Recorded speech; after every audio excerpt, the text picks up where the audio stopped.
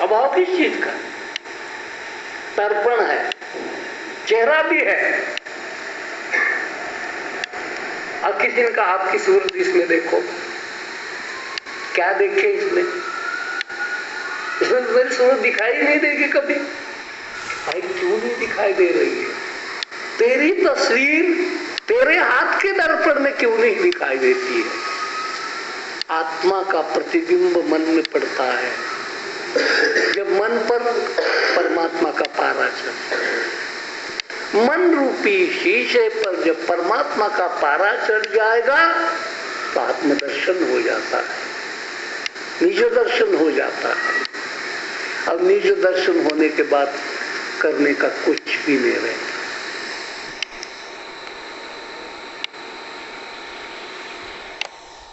ये क्रिया मनुष्य को इस मनुष्य जीवन में करनी है। और देखने में बहुत छोटी क्रिया है लेकिन बहुत कठिन क्रिया। शीशा पोंछने की क्रिया बहुत आसान लगती है कल्पना में। सारे शीशे आप पोंछ सकती हो दुनिया भर के, बहुत आसान है। और तो नौकरों से भी साफ करवाती हो दुनिया भर के शीशे, लेकिन ये मन के दर्पण का शीशा दूसरे से साफ नहीं करवाएगा। इसमें नौकर काम में नहीं आता, पत्नी के काम में पति नहीं आएगा, पति के काम में पत्नी नहीं आएगी, बाप के काम में बेटा नहीं आएगा, कोई नहीं आएगा। इस शीशे को मैंने ही तो गंदा किया है, मुझको ही साफ करना था। फिर उस आदमी की साधना शुरू हो जाती है, मन रूपी दर्पण को साफ करना। बोलो। दिल है मेरा दीवान खाना, एक दिन जिसमें प्रभु ने आना।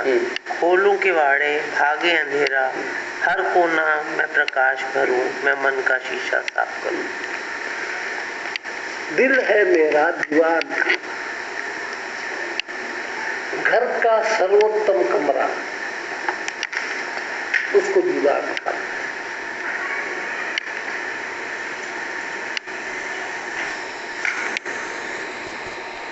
सबसे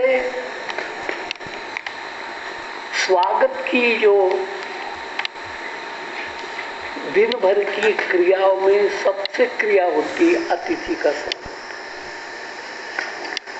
उसको स्वागत कक्ष कहते हैं। दीवान खाना यानी स्वागत कक्ष,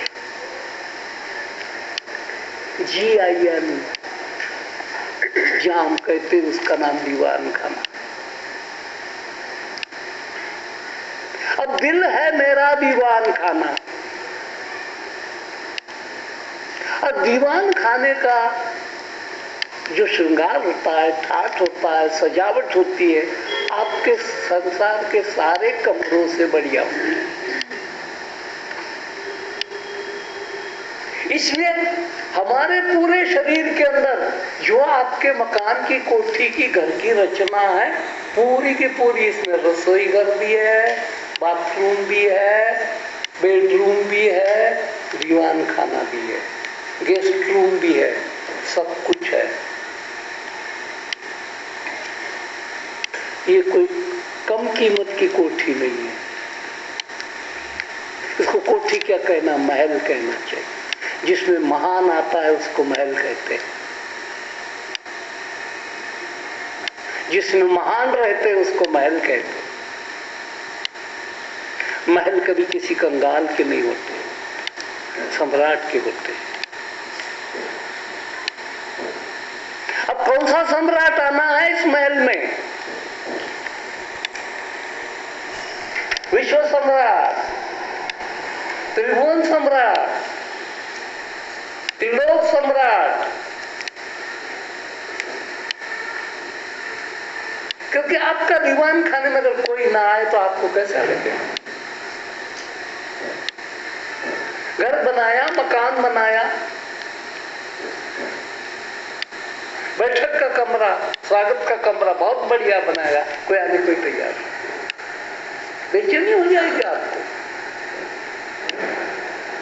अरे साधारण से कोठी के लिए कोई आदमी चला जाता है तो आप दिखाते हो, ये देखो हमारा किचन, ये देखो हमारा बाथरूम। कोई नहीं कोठी बनाता है, किसी ने भी बनाई, आप ये सब दिखाओगे उसको।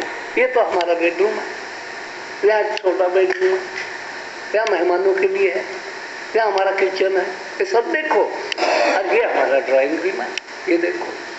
और ड्राइंग रूम में आप सबसे जो कीमती कलाकृतियां होंगी वो वहां सजाने को रखोगे। और ड्राइंग रूम ज्यादा मैला ना हो इसलिए आप बहुत खोला भी नहीं रखते। कोई स्पेशल अतिथि आता है तो आपका मन करता है इसको खोल दूं, क्योंकि बच्चे जूतियों से कालीन खराब कर देंगे। कोई आ जाएगा इसकी जूतियों के साथ मिट्टी आ जाएगी, कितना संभालते हो। अब त्रिलोकपति में आना है।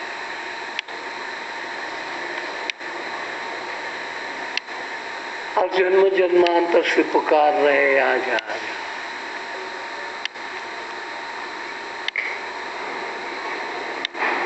और मेरी कोठी के भीतर आ जा। आपका प्यारा आदमी होगा, कोई प्रिय आदमी होगा, आपके फाटक के पास खड़ा रहेगा, आपको अच्छा नहीं लगेगा। आपके मन में शर्म आ जाएगी कि इतना मूल्यवान आदमी मेरे द्वार पर आया, मैंने अंदर आओ भी नहीं कहा, और अंदर आकर के बैठो भी नहीं कहा। मैं कैसी अभागन मूर्ख। इसलिए तो किसी भजन में आता है ना, ठंडे ठंडे वेले लंग जान जोगी, मैं सुती रही, मैं सुती।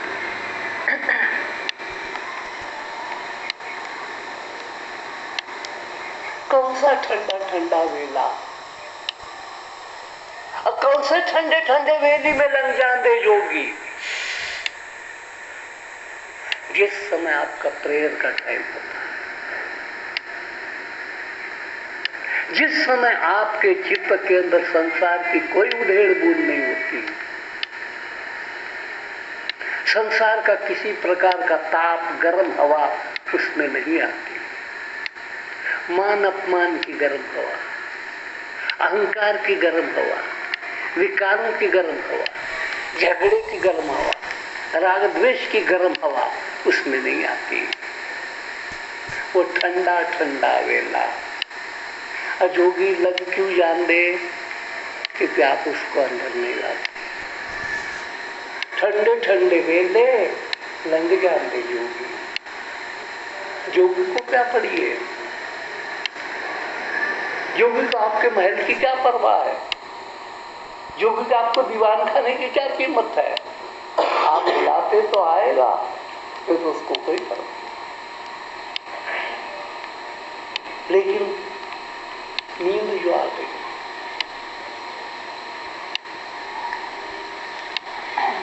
एक बार ऐसा हुआ,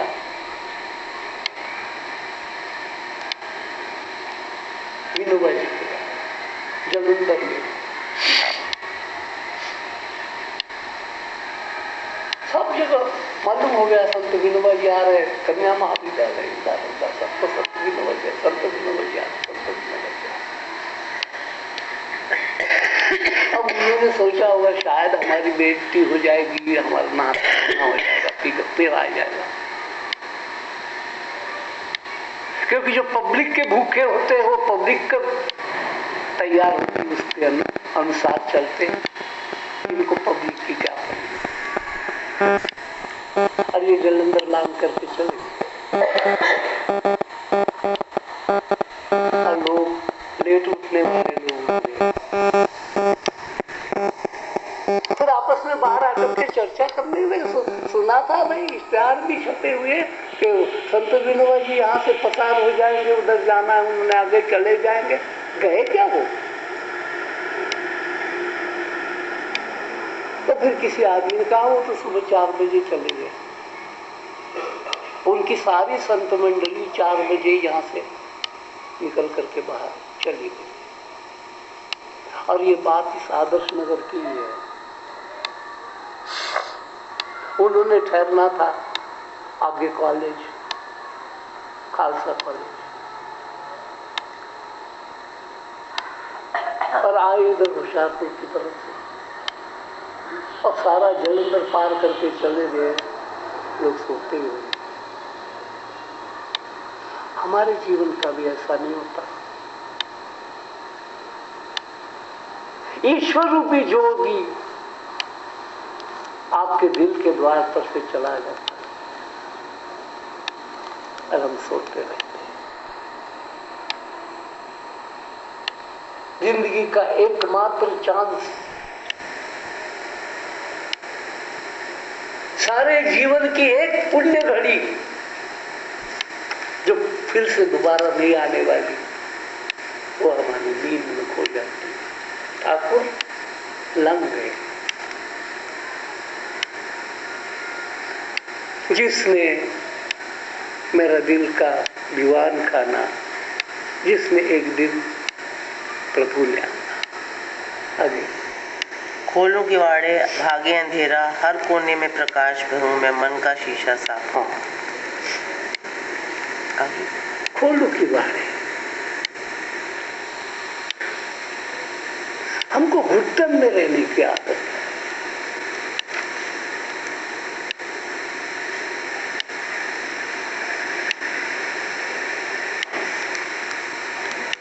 हमको मुक्त हवा पसंद नहीं है।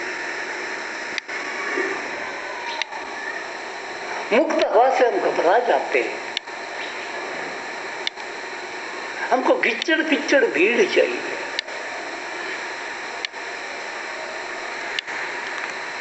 हमको खुली प्राणवायु नहीं चाहिए।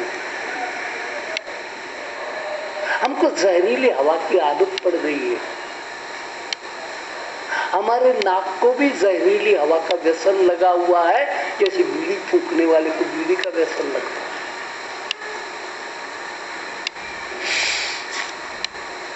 इसलिए जब कभी डॉक्टर कहता है जरा खुली हवा में बैठा करो, मरना नहीं है तो जब खुली हवा में सैर करो, तब हम जाते हैं, ताकि हमको खुली हवा पसंद नहीं है। खुली हवा में रहने वाले को थोड़ा सूर्य का ताप मिले, थोड़ा वर्षा भी मिले, थोड़े ठंडी हवा भी मिले, उसको हम जंगली कहते हैं। जंगली समझते हैं।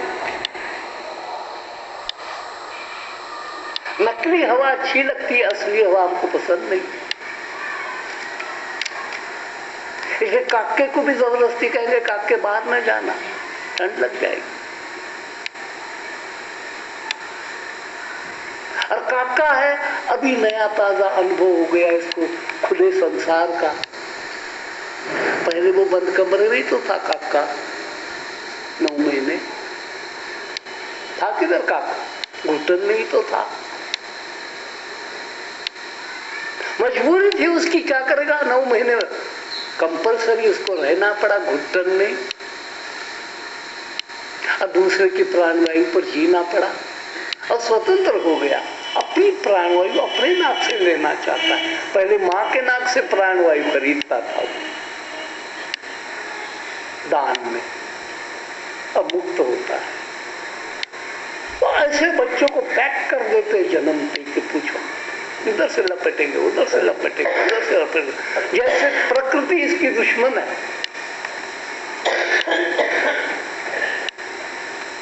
और ये ज्यादा कल्चर सोसाइटी प्रकृति को पूरा दुश्मन समझती, जिससे वो बना।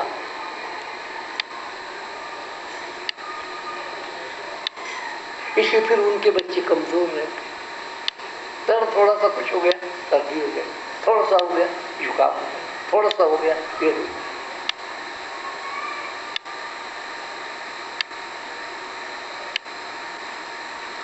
और देखो ये गरीबों के बच्चे, एक आध कुत्ता होगा नहीं होगा, गहरा बचपन झूले पर बैठे रहते हैं। सर्दी के दिन ऊपर झूले पर बैठा है, क्योंकि उसने प्रकृति को बर्दाश्त करने की आदत डाली है। उसने प्रकृति को दुश्मन नहीं समझा। वो समझता है प्रकृति तो मेरी माँ है, पृथ्वी, आप, तेज, वायु, आकाश से तो मैं बना हुआ हूँ, उससे मेरी दुश्मनी कैसे हो सकती है जिससे मैं बना हूँ? क्या बच्चों की कभी माँ से दुश्मनी होती है? प्रकृति तो हमारी माँ है।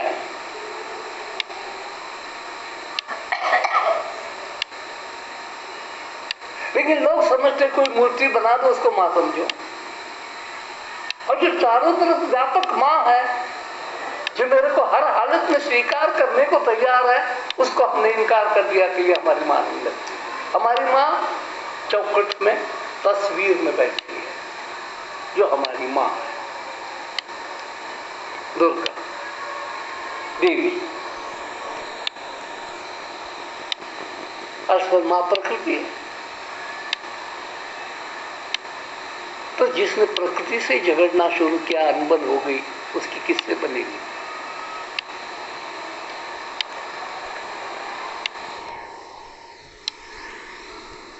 क्यों संत इतने ऊंचे थे? झुग्गी झोपड़ी में रहने वाले संत, उसके विचार उतने व्यापक ऊंचे क्यों?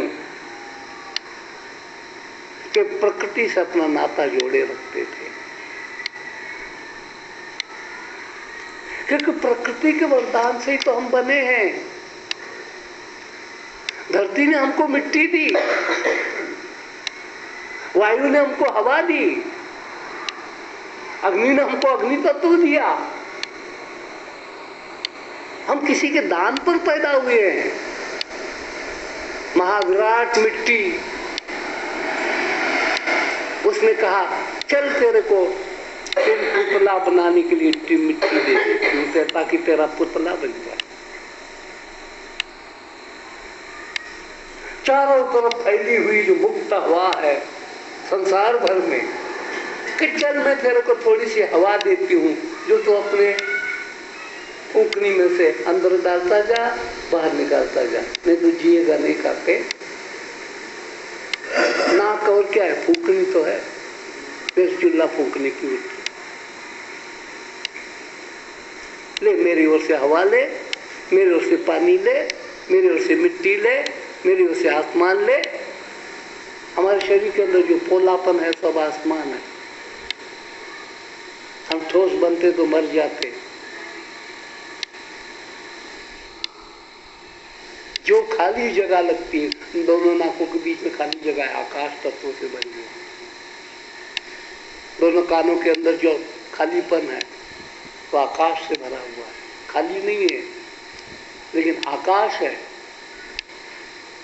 आकाश का कोई आकार नहीं होता, इसलिए हमको लगता है खाली है। कान की जगह खाली है, नाक की जगह खाली है, खाली कोई नहीं। हड्डियों के बीच में पोलापन है, हड्डी ठोस नहीं है हमारी। हड्डियों के बीच में पोलापन होता है, आकाश तत्व। ये सब हमको दिया प्रभु ने।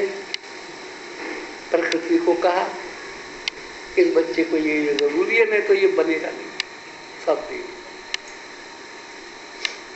सोना चांदी खिलाता है, तांबा खिलाता है, रूपा खिलाता है, लोहा खिलाता है, क्योंकि धरती में जो है, हम धरती के पुतले हैं, उसकी पूर्ति करनी। भोजन केवल मिट्टी की पूर्ति है, और जितना भी खाना हम खाते हैं मिट्टी का रूपांतर है। इसलिए तो यशोदा को कृष्ण कन्हैया कहता है, माँ तू कहती मिट्टी खानी, मिट्टी खाई, मारती है मेरे को, उखले के साथ बांधती है, मैंने मिट्टी खाई,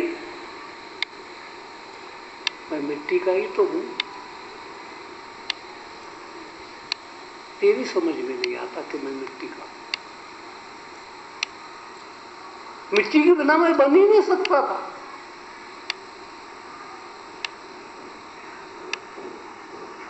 और हम क्या खाते हैं रोज?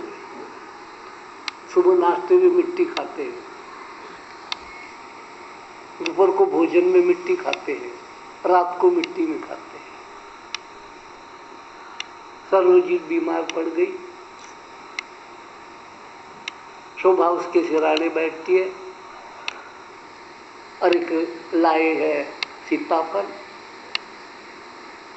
और उसको चम्मच से खुरच करके,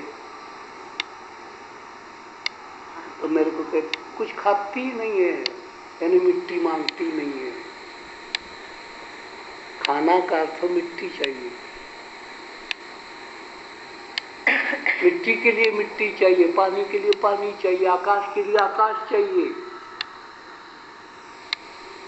और इतनी बड़ी पूजा होते हुए भी हमको समझ ही नहीं आती कि हमारी पूजा क्या होती है। क्या कर रहे हो? मेरे जैसा तो कहेगा सारी जिंदगी पूजा किसी आप करते क्या हो? पूजा की भावना से नहीं करते, उसकी पूजा नहीं लगती आपको। पूजा भी पूजा, उस भावना में रहोगे तो सब पूजा ही पूजा है। और भावना से अलग हो गए सब झगड़ा ही झगड़ा। तो तत्वज्ञानी पुरुष झगड़े को पूजा का रूप दे देते। भक्ति भाव से जो पूजा करते उनको पूजा झंझट लगता है। नहीं, क्रिकेट खेलने वाले बच्चे को बुला करके को पूजा कर थोड़ी, वो कहते बला टल गई, मेरे को बला आ गई, मेरे को मैंने कोई पूजा कर ली, मैंने आता, मेरे को बैट बॉल ला दो। तो पूजा में उसको रस नहीं, समझ नहीं है। इसलिए कई फिलॉसफर तत्वज्ञानी कभी कहते हैं, अरे तेरा जीवन और है क्या? भाव मर चुके हैं तेरे। अगर तू पतीला भी मानता है तो देव मानता है तू। नहीं, उस समय तेरे भाव नहीं होते। पतीला मानते समय इतने ऊंचे भाव नहीं होते कि किसी देवी को तू अन्नपूर्णा की पूजा कर रहा है। पतीला अन्नपूर्णा है, पात्र नहीं होगा, सब्जी कहां से बनाओगी, किसमें बनाओगी? तो भांडे मारने के प्रति नफरत, आज हमको हल्का काम करना पड़ रहा है क्योंकि वो अंधकार में डूबा हुआ। पूजा ही पूजा है। तो पूजा की भावना से करोगे तो भावना मुख्य जी, और भावना होती मन में।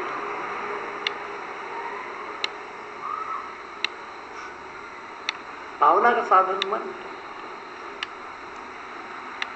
एक दिन प्रभु ने इसमें आना, दिल है मेरा दीवान खाना। आगे क्या है मुस्लिम